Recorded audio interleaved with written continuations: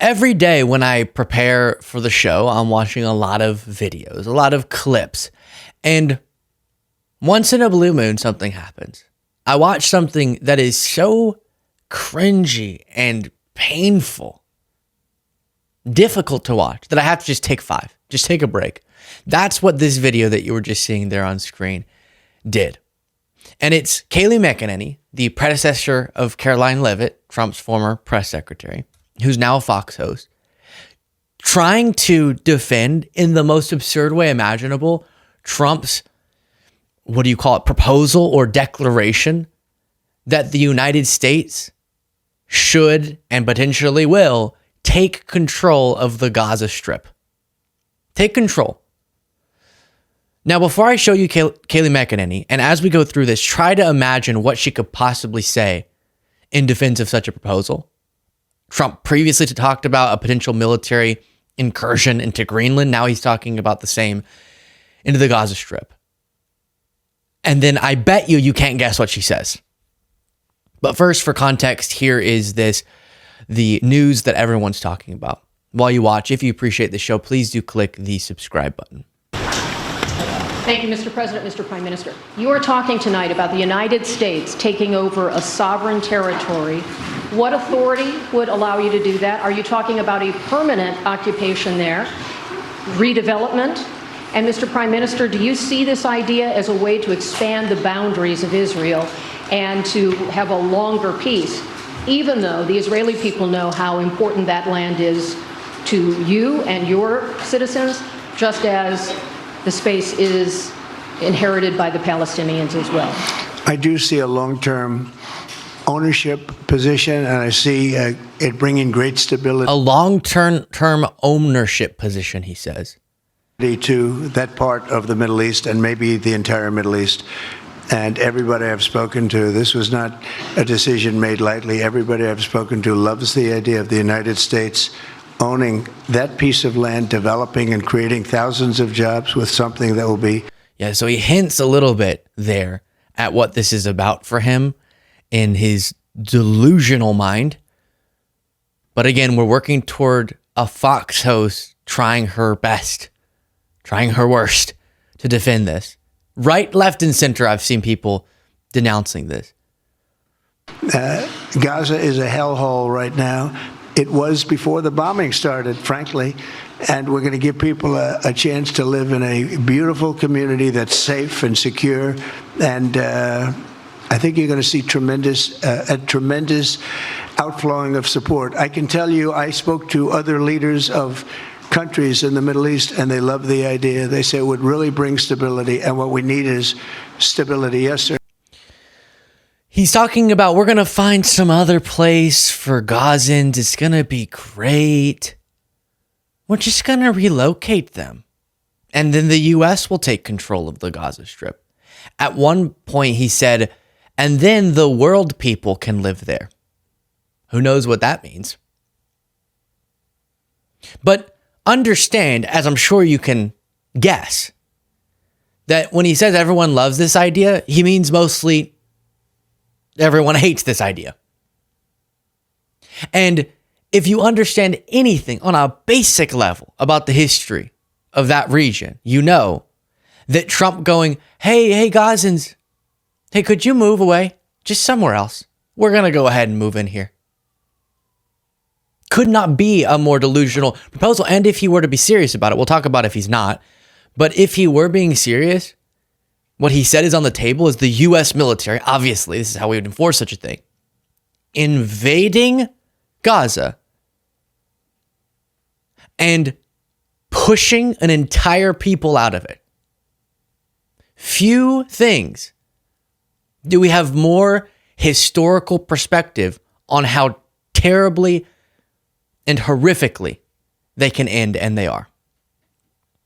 And saying we should put U.S. troops' lives, he's talking about unexploded ordnance being dealt with by U.S. troops. And then, because there wouldn't be a willingness to such a removal, you would have military conflict because Trump has some insane idea that we'll get to about what this is really about. I also strongly believe that the Gaza Strip, which has been a symbol of death and destruction for so many decades and so bad for the people anywhere near it, and especially those who live there, and frankly, who's been really very unlucky. It's been very unlucky. It's been an unlucky place for a long time.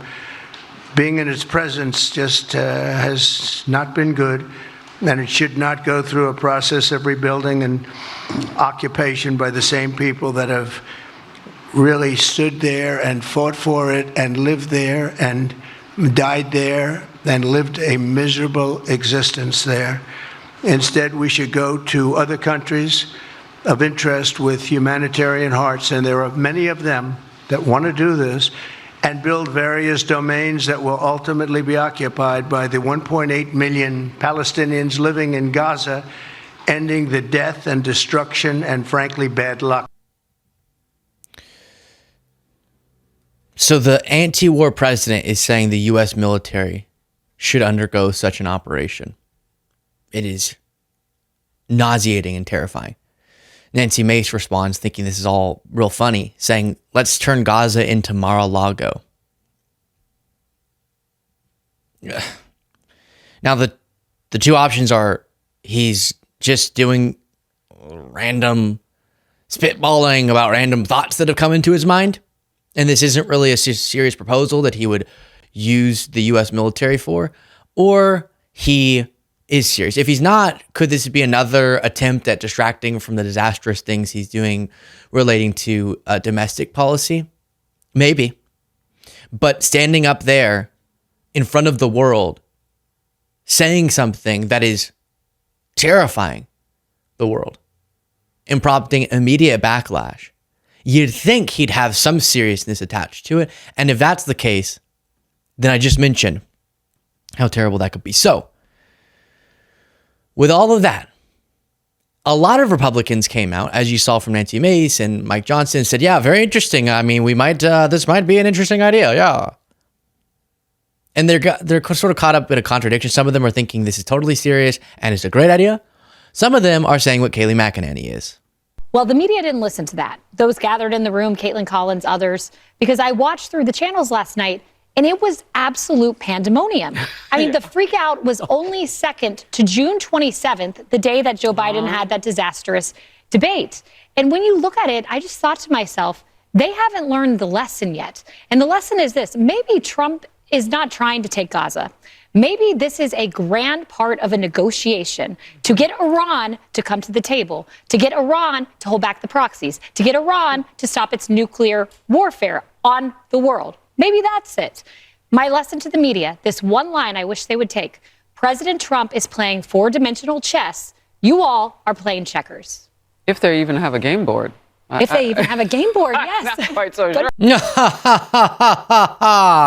Oh my gosh, isn't that just hilarious? They don't even have a... What? How do you do that? I feel like a little part of you has to die inside every time you defend something this outrageous. This is 4D chess, you're saying? And what? How does this bring anyone to the table? It's like they've been arguing with the tariff stuff. See, he played them. Really? Because what we saw is he got promises or concessions from them that were nothing, and were just them, in many cases, reiterating things that they already were on board with, had already announced, and then using that as a way of pausing the tariffs. By some people's articulation, Trump getting played because he wasn't strong enough to go through on the thing that he said was so beautiful and perfect, which is his tariff proposal. He's bending the knee to them because he told us that this was the best economic tool for economic prosperity in the United States, right? We were our wealthiest back when we used more tariff. He was saying this was our path to economic prosperity, and he's backed off of it, at least as it pertains to Mexico and Canada for the next month. Why did he do that? Because he was scared of the outcome, because maybe he didn't understand enough about what he was proposing as he led on. But they always have to play it off as, no, it's not just him blurting out something extremely dangerous and not very thought out, or extremely dangerous and thought out to the worst possible conclusion, but he's playing 4D chess. Y'all just need to trust. And then when Trump, if he does, backs off of this, as I predict that he would, given how logistically, humanitarianly disastrous it'd be. They'll go, see, he actually was just doing something really genius. Meanwhile, likely inflaming tensions even more in the region for years to come by such a proposal. But they can always spin insanity into a win. It honestly blows my mind that they're able to do that. Now, where did this come from? Well, some people are reminding us that his son-in-law, Jared Kushner, has talked about in very similar terms this sort of idea. In Gaza's waterfront property, it could be very valuable to if people would focus on kind of building up livelihoods. You think about all the money that's gone into this tunnel network and into all the munitions. If that would have gone into education or innovation, what could have been done? And so I think that it's a little bit of an unfortunate situation there. But I think from Israel's perspective, I would do my best to move the people out and then clean it up. Clean it up. And Trump used that same language. Here's Democratic Congressman Chris Van Hollen on Chris Hayes' show. I think we need to reiterate what the President of the United States just said, and you said it, but it bears repeating. He just said that it will be United States policy to forcibly displace 2 million Palestinians from the Gaza Strip. That is ethnic cleansing by another name. He said the United States would then own the Gaza Strip and that we would develop the Gaza Strip and that other countries would take these Palestinians. He says he's talked to a lot of people and they think it's a great idea. Well, we know that just a few weeks ago, the Arab countries, key Arab countries, had an emergency meeting and responded forcefully against this idea and said it was unacceptable. So what the president is doing here is really throwing a match on an already very volatile region. How do you cram this many dangerous and frightening proposals into a couple weeks of governance? I don't know. It's difficult to imagine you could think all of this out. You could choreograph such chaos. But maybe it is the ban and flood the zone idea. You just put out so many things. Some you intend on, some you don't. So that it's really difficult as an American. I do this literally all day, every day. This is my job. And I still lose track of some of the things that are going on. With just what Trump is proposing, just one guy's proposals and his administration, it's difficult to keep track of it all. And can you imagine if for most of you, it's not your job, and then people who don't keep up with it as much as you, it's going to be impossible to keep track. And so whether it be prices spiking or conflicts being exacerbated or anything else, it'll be maybe difficult for the electoral accountability for the Republican Party to come of this because there's just chaos. That's what we can't allow.